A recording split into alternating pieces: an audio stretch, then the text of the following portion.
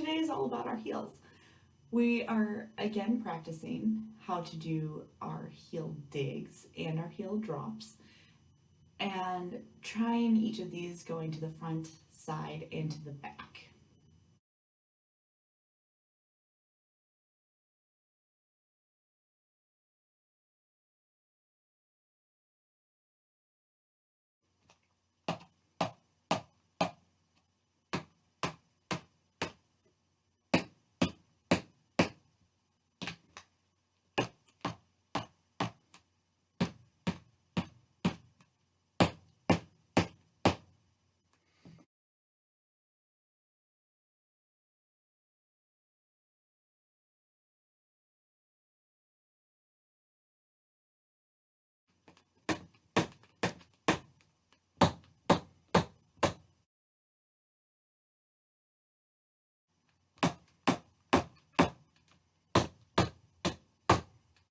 I will see you tomorrow as we talk about our toes and heels.